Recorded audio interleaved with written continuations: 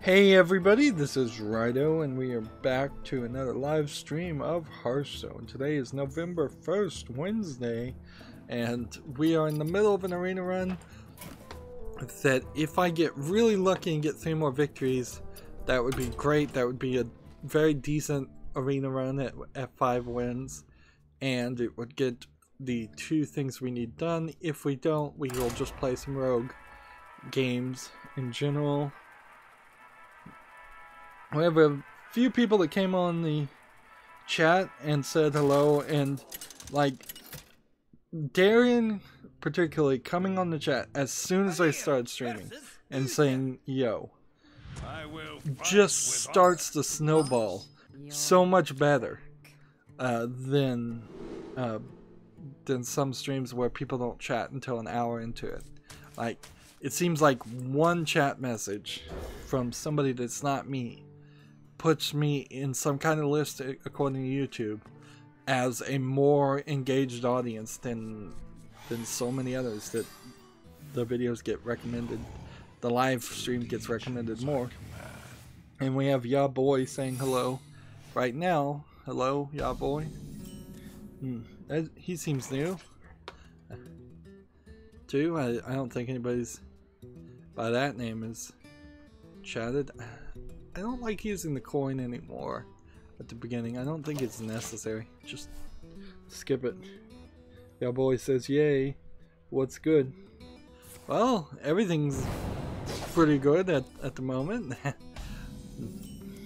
As good as it can be. Playing Hearthstone and going through video game news.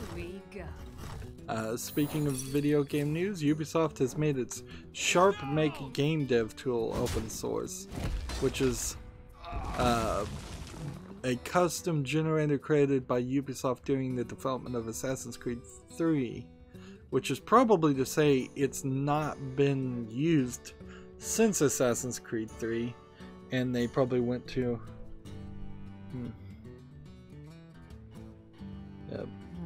Ya Boy says, I've been subscribed since 40. 40? Since episode 40 of Hearthstone? Man, that would be a really, really long time ago. I'm up to episode 700. Well, the thing is, I have an incredibly small, well, relatively small number of subscribers. Like, it still is over 200, so if somebody subscribes, I wouldn't really have known if they were subscribed, particularly since YouTube was not emailing people about new subscribers at all until recently. It used to be when somebody subscribed to your channel, the only way you would know is I would have to personally go to my main YouTube page and see how many subscribers I have. And I wasn't really sweating it anyways because it's always a number that just goes up and down. Or we could go to your analytics page on YouTube and you could see how many subscribers, but you couldn't see who subscribed. And more recently now they've gotten it down to the point where if you have less than like 10,000 subscribers, you get an email, or you only get like 2 emails per day at maximum of people who subscribe.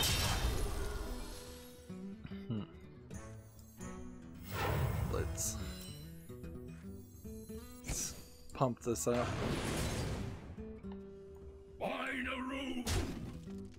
Job's done.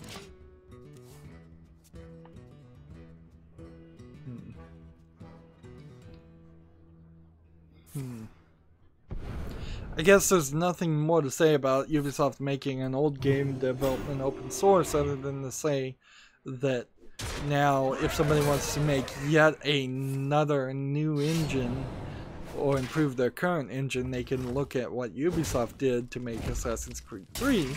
That being said, I don't think Assassin's Creed 3 did too many things that were amazing as far as quality development. Let's see, can I do this and this? Or do I need to play this? If I do this one and then do this, that works. And then I can just do that. And we'll ruin one of his turns.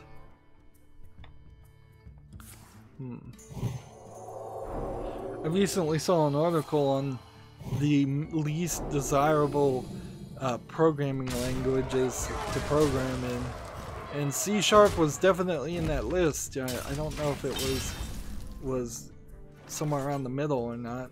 Like, a lot of people do end up programming in C#, but it's not beloved or anything. Oh man, I figured out a way to get around it. So I'm probably gonna lose here. Yeah boy, wait, not episode 40 of Hearthstone, but since you were playing one of the first Lego games, like Lego Star Wars.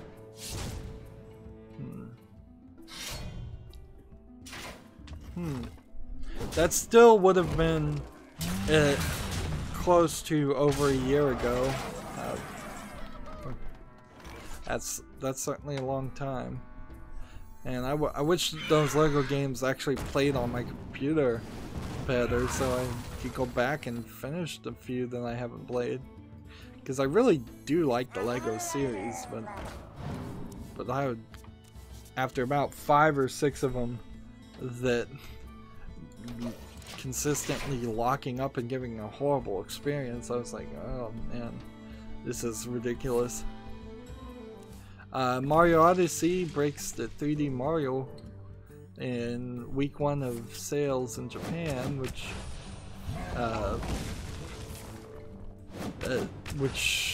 means it sold 510,000 units in Japan during the first week, according to that.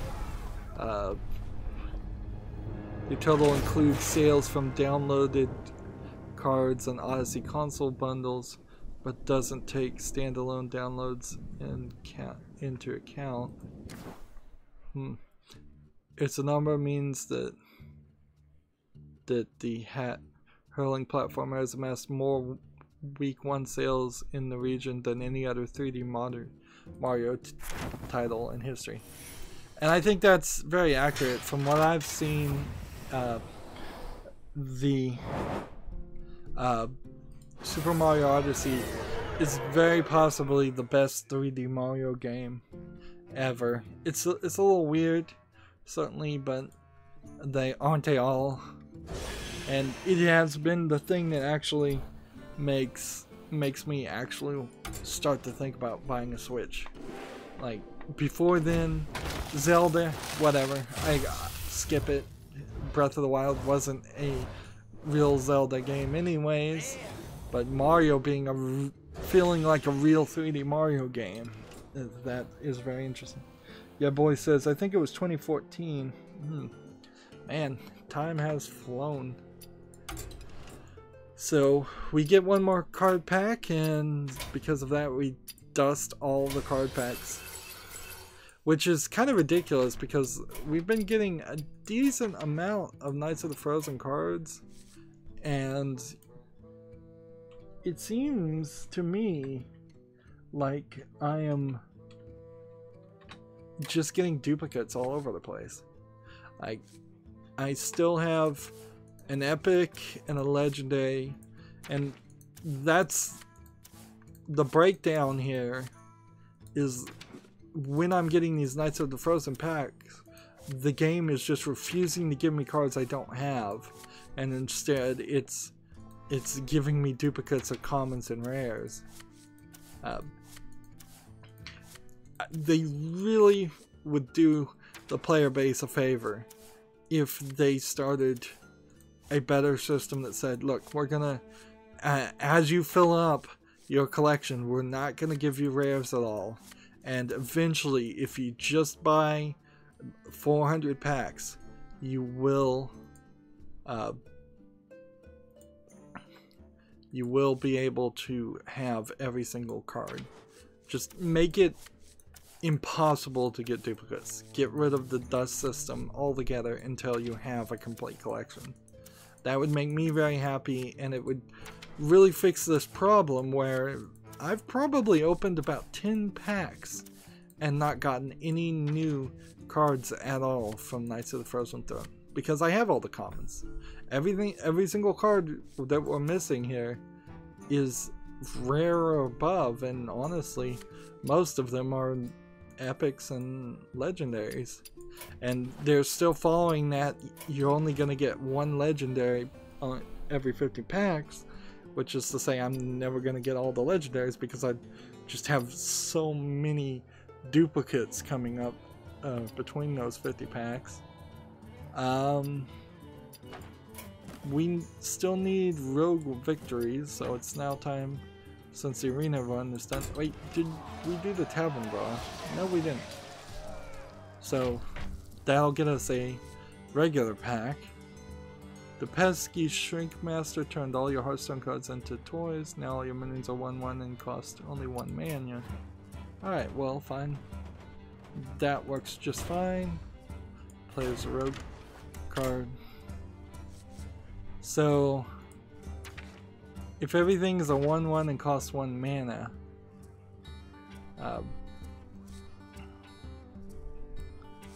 then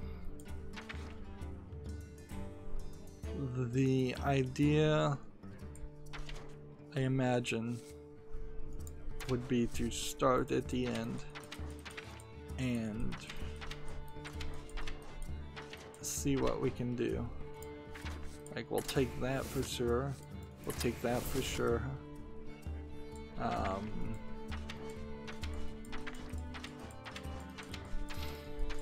Let's just start with 7+. How about we take that and deal 2 damage to all other characters? Sure, why not? 1/1 Wind Fury, doesn't matter. We'll take that.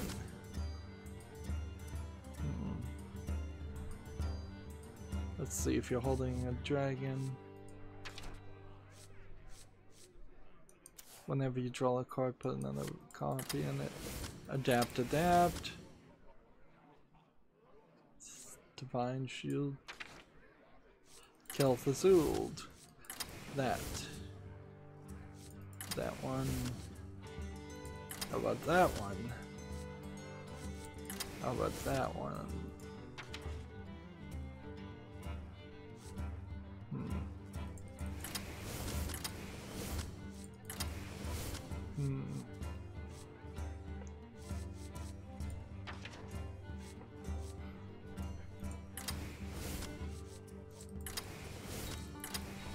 Actually, let's get rid of Cthulhu. We don't need him.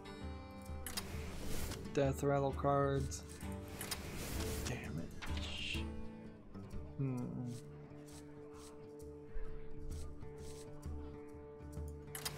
That one.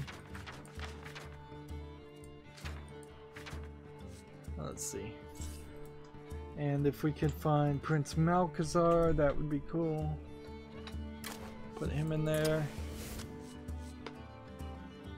And let's see if we've got anything special on the rogue side that we want.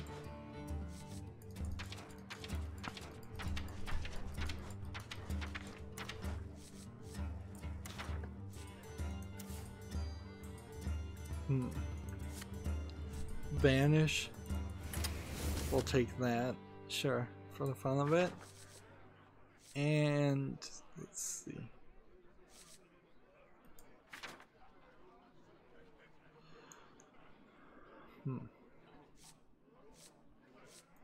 We'll take that.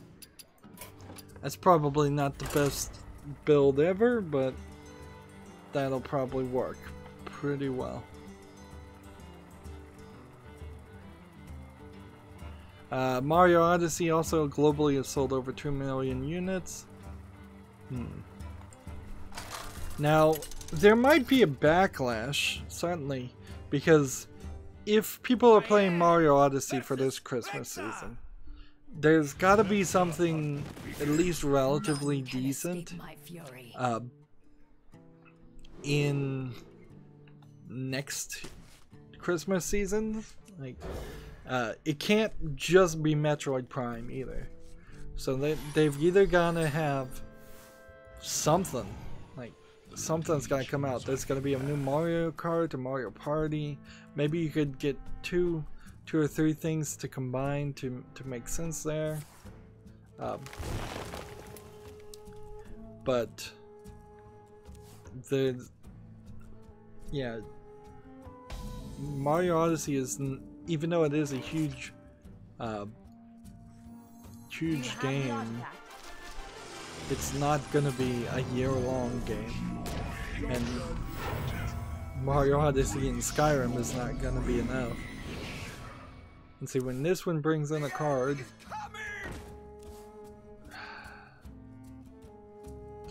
man, the one card I didn't want. Seriously?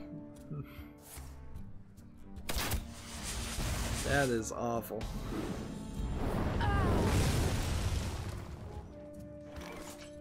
Alright, play this and play this.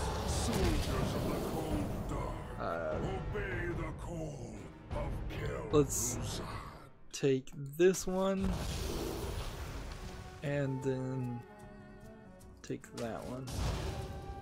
Job done. What's funny,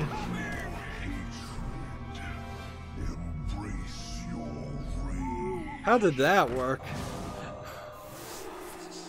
I have no idea how that worked.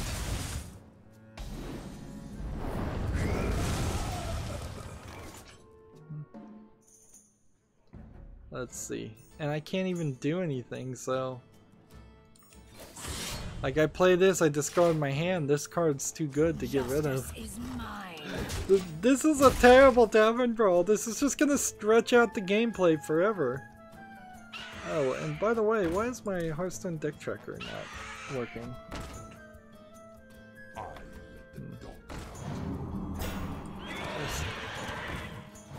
Like, good question. Why is Hearthstone deck tracker not appearing on this?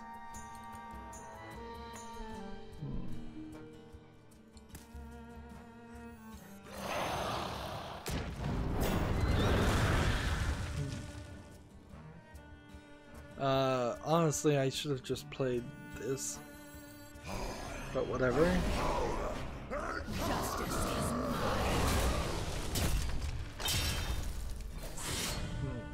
Job done.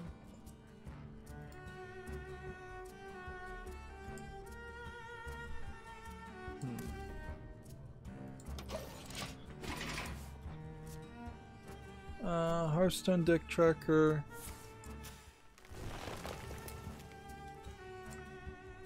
Like, I don't know what happened there, but they did just update it. Maybe they put a bad update on it.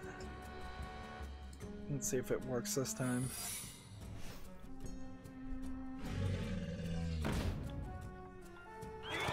There we go. Moving on with video game news. The adorable quickfire action RPG Cat Quest is heading to Switch next week. I think I would like to play Cat Quest. There's kind of a funny difference of versions of that game, because there's like a cell phone version and then there's like a PC version, and the PC version requires you to do something that you really couldn't do on the cell phone as far as the button presses and actions. It's also coming to PlayStation 4 November 10th. So, yeah, I'm not a big fan of cats, but I'll play that.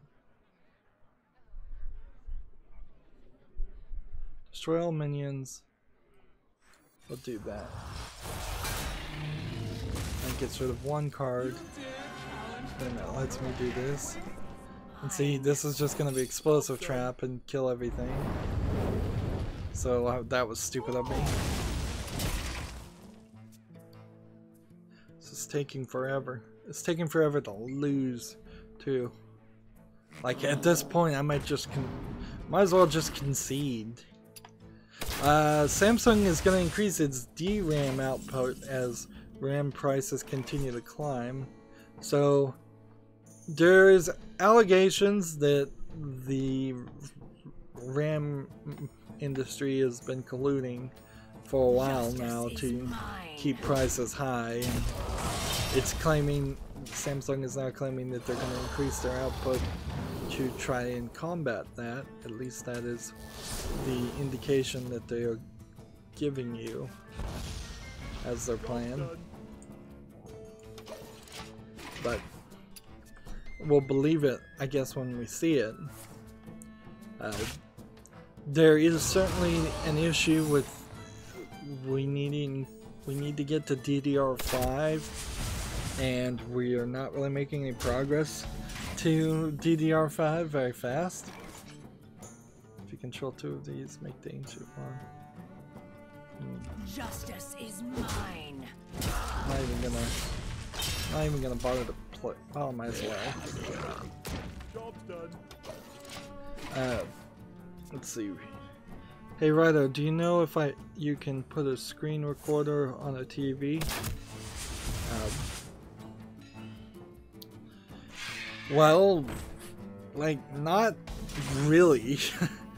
There's no device I've ever seen that directly puts a camera in front of the TV, but there certainly are capture boxes you can put in between a TV and your console. So, and that's probably what you mean. There's several capture boxes. The Elgato, I believe, is one of the popular ones that gets mentioned.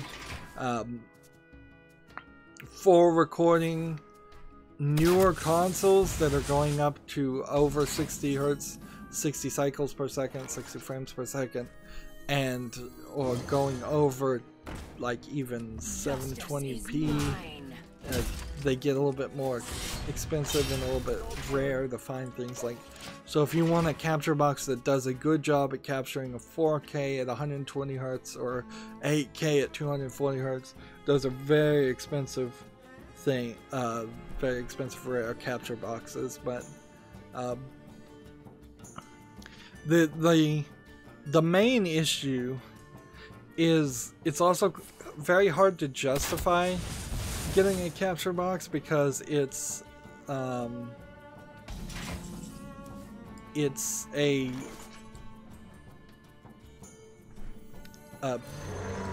probably about $500 device just to start off with.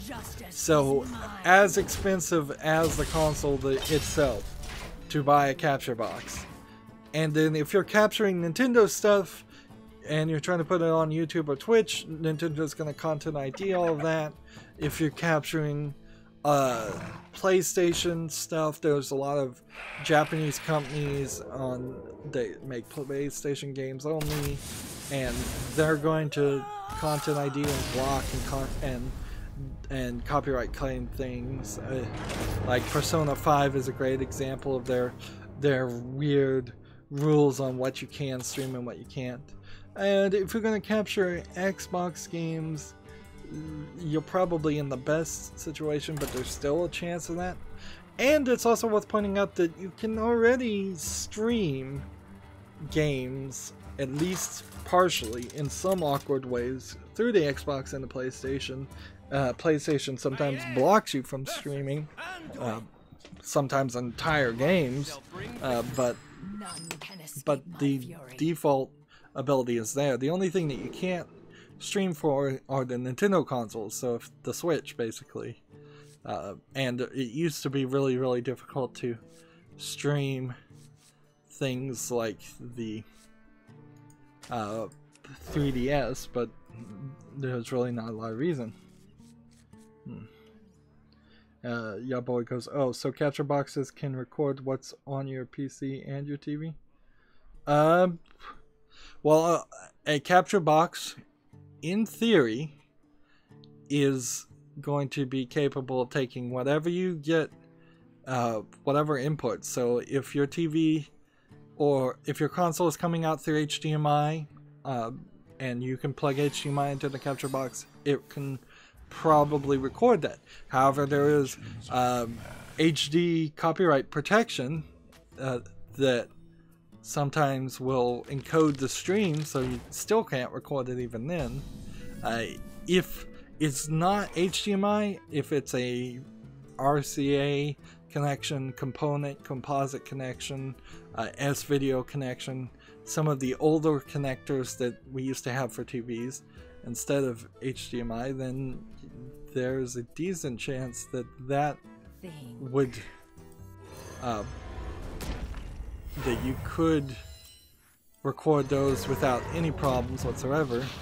But if it's using one of those older connectors, it also probably is a rather old video signal that's not going to be very high quality in the first place. But yeah, there's a lot of caveats to using a capture box. It is going to be a good couple hours figuring out your system, making sure it can record. Some games are going to try to do odd resolutions, and it's just not going to work. The reason I only play PC games is because I don't want to mess with or own a capture box. Wow, that was an easy victory. I'll take it. I was certainly not enjoying this tavern brawl. But capture box are what you want if you want to record consoles.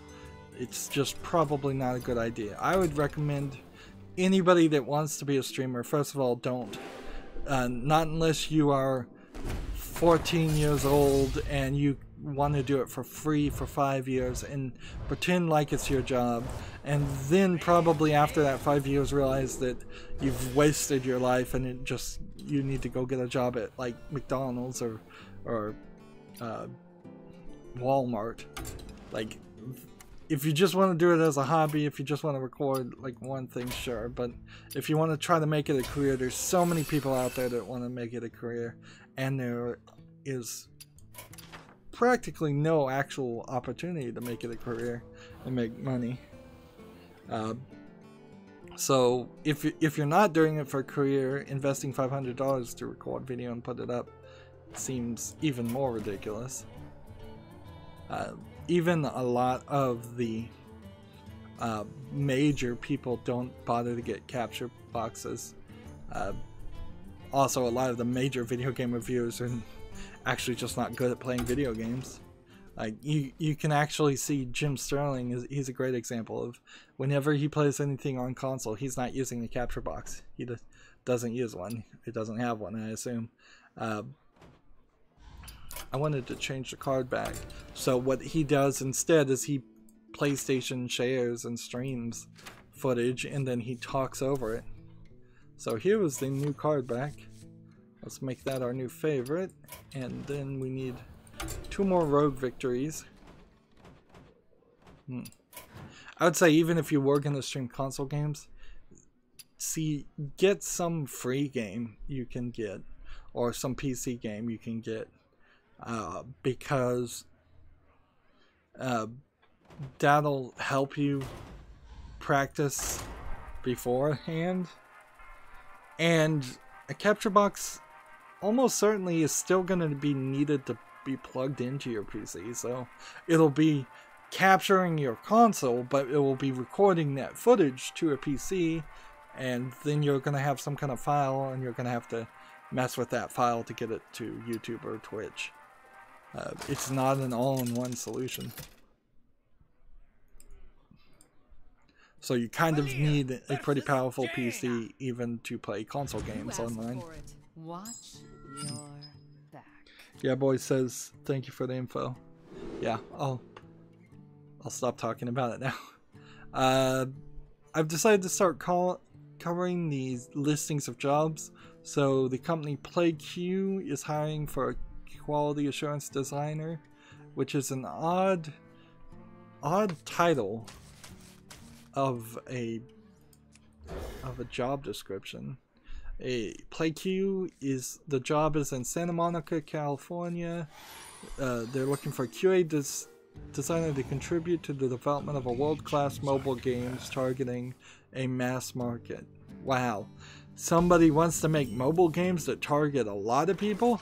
That's so innovative. I'm being sarcastic here. This is our town, scrub. Yeah, beat it. You're not that Start sharp. really strong there. Let's see. Core responsibilities include product testing plans, writing test cases for new features and systems, performing software.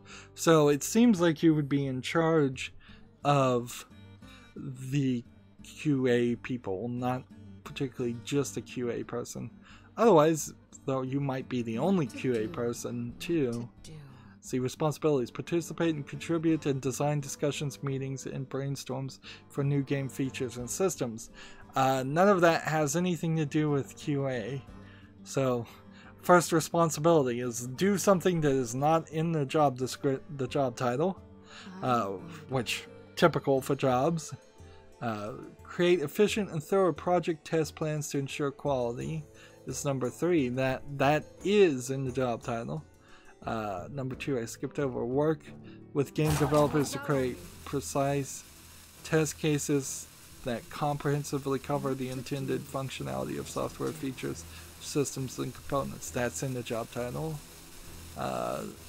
Number 4, perform regression, verification, compatibility, and deployment testing as needed.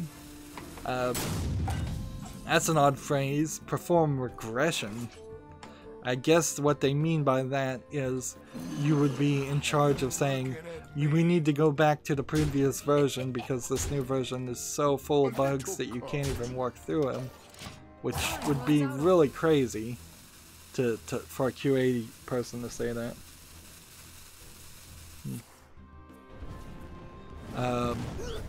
Assist the development team as needed in pinpointing issues and tracking their status through resolution. Proactively and vigilantly maintain a high quality bar by remaining current with the game status and performance. With game status and performance to be the first to spot issues. That's certainly, like, the last one of these I looked at was really ridiculous about what it was asking of the person. And this one seems like the job descriptions are much more realistic and reasonable. Contribute to the identification and research of improvements to testing process and techniques. Yeah, those responsibilities, except for the first one, are not terrible. I mean, that's what you would expect to be doing. Yeah, boy got on this here. Says, well, I have to take a shower, keep doing what you're doing, and have a good night. Also, I might have time to keep watching later. Okay, you don't really need to announce that to the world and put your chat here. The people come, people go. People chat when they can, and if they don't chat, I assume they're still here, or I don't worry about it. I wonder. Let's see. Head crack. Combo. This. Like, I've got no combo I can do. That sucks. I don't want to play this without that. Here we go. So, instead, I guess I'll do this and just end the turn. Yeah, boy goes, hee hee, sorry, world. Yeah. Let's see. You get bonus points for this job listing if you are familiar with Jira, J-I-R-A. That's, I think a bug tracking software. It's pretty popular. I've heard the name before, at least. If you're familiar with Unity, everybody should be familiar with Unity at least a little bit, because half the games on Steam are made in Unity. You have technical writing ability, which that's a little vague, but I guess if you've been trained to write technical documents through college, you probably have technical writing ability, or if you've done it in a previous job. Awareness of and eagerness to explore latest leading testing software techniques and trends. So you're going to be in charge of picking what software techniques and trends are going to be used, and a curiosity, a drive to understand how and why things work and the way they do, i.e. game systems, features, technology, process, and the world around you.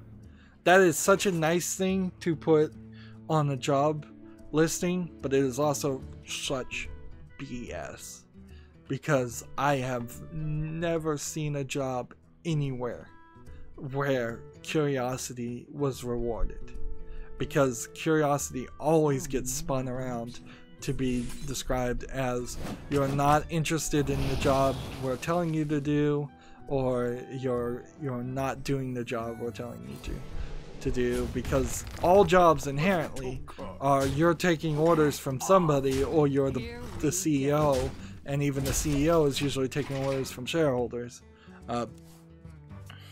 So being curious and doing something that is off the plan, I don't think that ever gets rewarded. I've never seen it rewarded.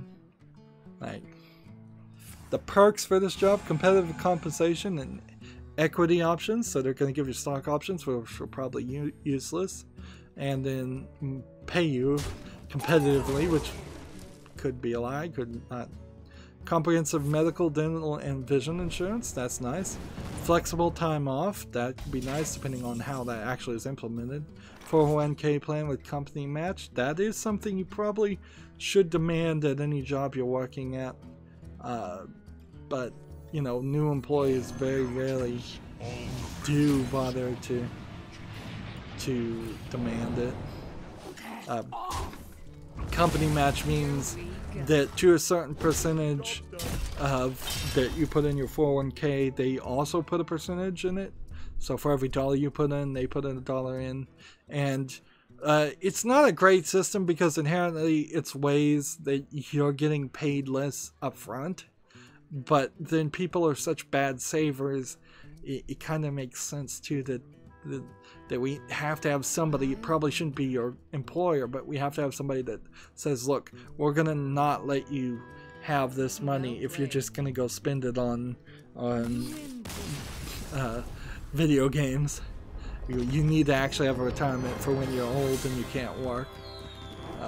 So many people live like they're gonna just work right up to the day they die, and the human body breaks down a lot faster than that.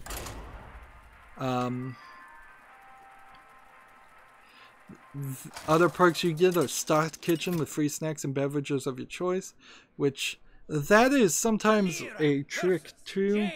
Like, you have to be kind of careful, particularly as a new employee, when there's free snacks and beverages, to engage in that a little bit, but not engage in it too much.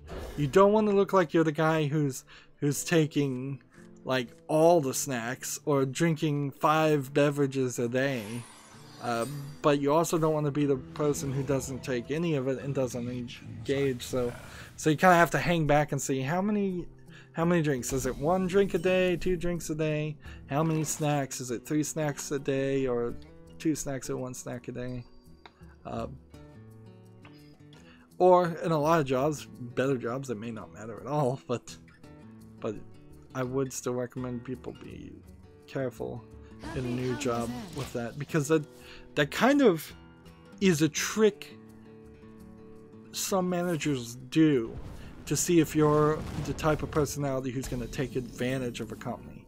It's a really easy way to see, like, is this person going to take advantage of my generosity,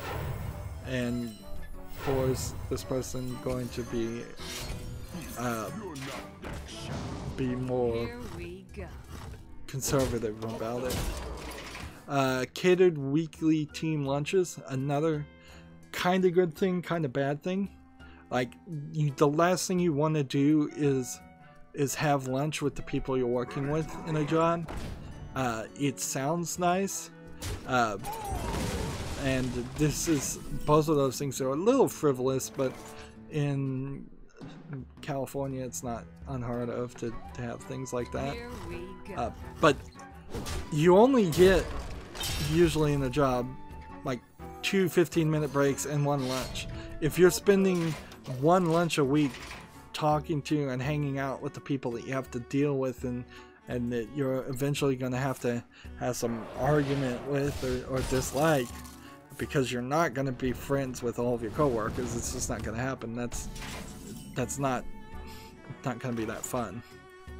Like, I personally don't think like business lunches should ever happen, because also it makes people talk about their job on their break, and you just don't want that, or it encourages that.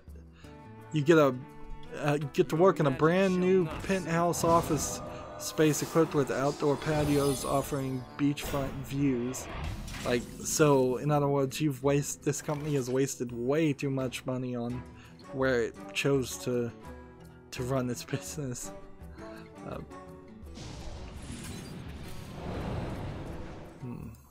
down! I'm a doctor!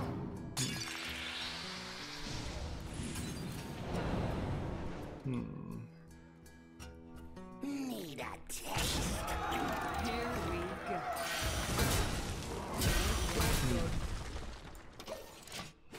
Let's see, what else? Monthly team outings and volunteer opportunities. I would hate to work for this company. Some of the things they're promoting here are downright one of those cult way of thinking, instead of just being professional and saying this, we're gonna do what we're supposed to do and we're gonna make games and sell a product. It's instead going to be like, you're a part of this family, which is not what it is. It's a job.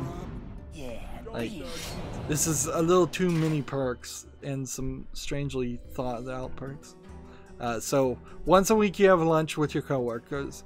Once a month you go on outings and volunteer opportunities, or once a month you're encouraged to.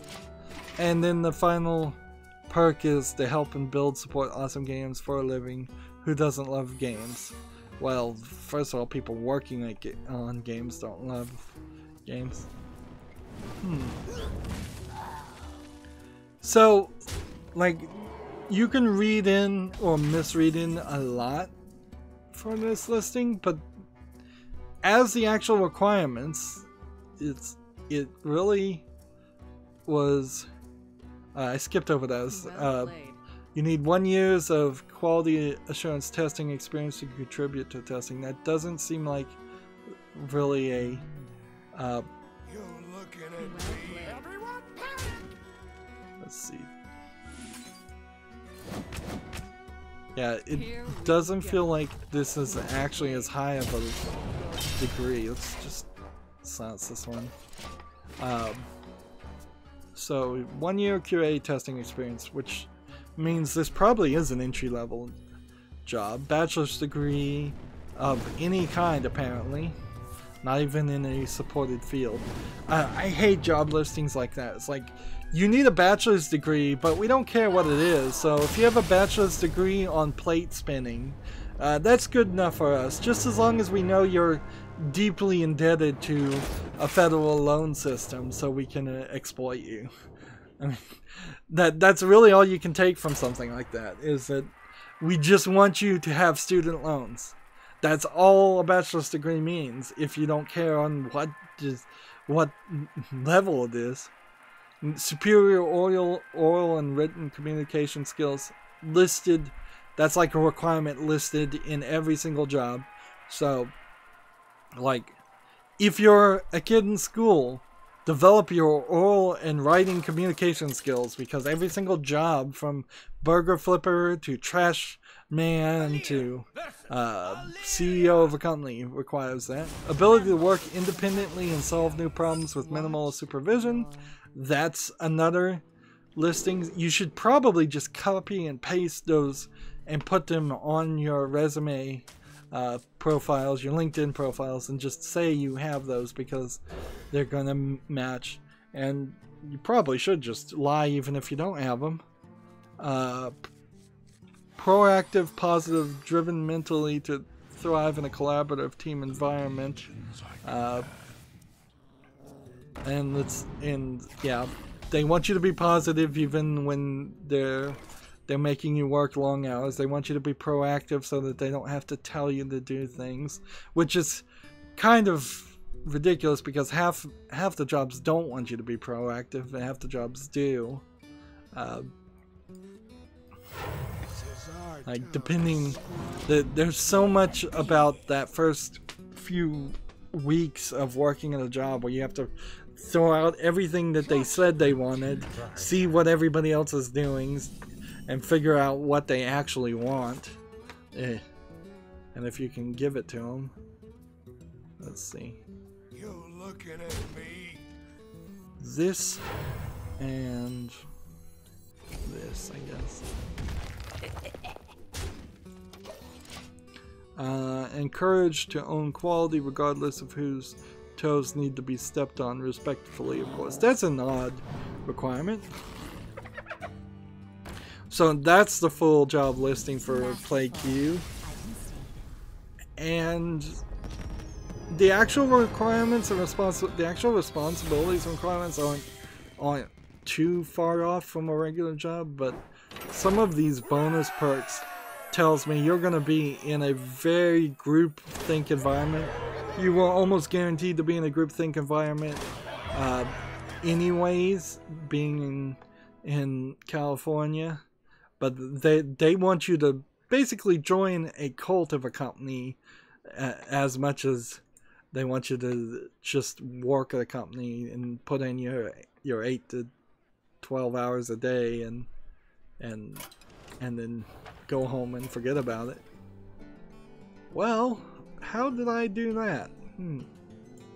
Well, that's funny. I managed to do all the daily quests, and I was actually going to try and hold on to one. Well, I guess that means the next recording we will go into the European server, and I think we got another arena run to do. Stay tuned if you're watching live. As always, I ask you to like, share, subscribe, comment, and watch every second of my videos. If you want a friend or follow me on basically any social media sites, there's a whole bunch of links down below. Thank you for watching. Have a good evening.